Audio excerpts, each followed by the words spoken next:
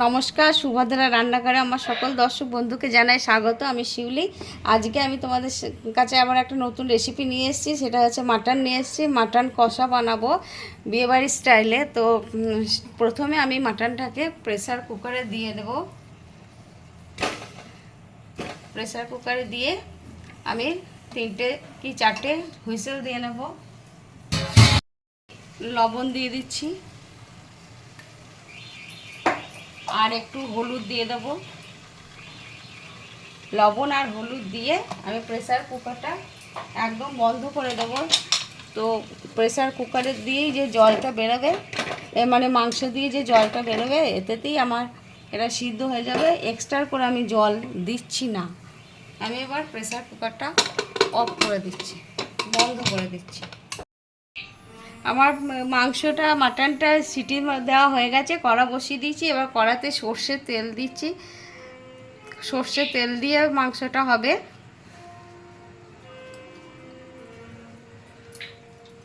এবারে আমি ফোড়ন দেব। কতগুলো গোটা গরম মশলা থেতো করে রেখেছি, ছোটো এলাচ, দারচিনি, লবঙ্গ ফোড়ন দিয়ে দিলাম। আর 2টো তেজপাতাকে দিয়ে দিলাম, একটা শুকনো লঙ্কা দিয়ে দিলাম। এটা আমার ভাজা হয়ে গেছে। এবার আমি পেঁয়াজ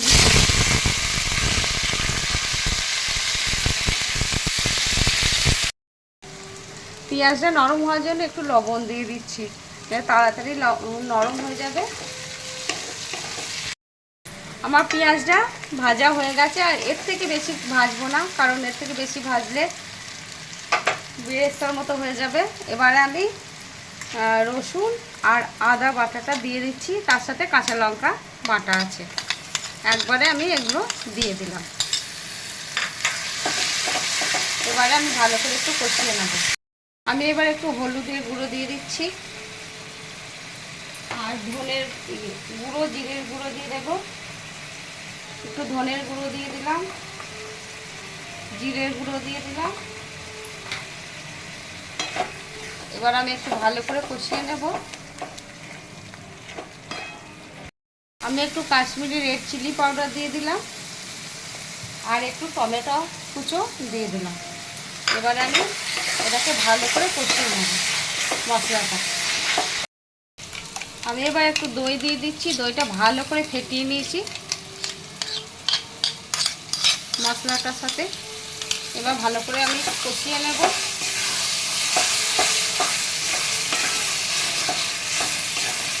মশলা দিয়ে তেল ছাড়া শুরু করে দিয়েছে, একটা সুন্দর সুগন্ধ বেরোচ্ছে, ফ্লেভার। আমি 1 ফোঁটা চিনি দিয়ে দিচ্ছি। চিনি দিয়ে আমি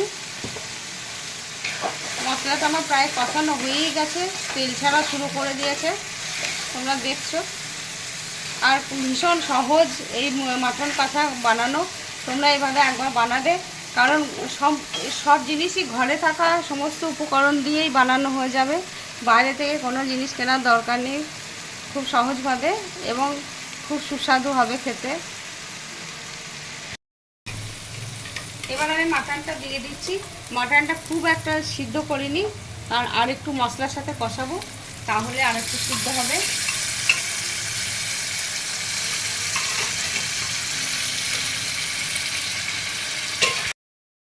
আমি মাটন সিদ্ধটা দিয়ে দিলাম। এবারে আমি এটা চাপা দিয়ে দিচ্ছি। মিনিট 15 হবে। আমি খুব একটা বেশি সিদ্ধ করিনি প্রেসারে। এবার আমি চাপাটা দিয়ে দিচ্ছি। আমি চাপাটা খুলে দেখছি, মধ্যেখানে একবার দেখেছি অবশ্যই। তো আমার মাংসটা সিদ্ধ হয়ে গেছে। কালারটা ঠিক এরকম হবে। অনুষ্ঠান বাড়িতে ঠিক এরকম ধরনেরই কালার আসে।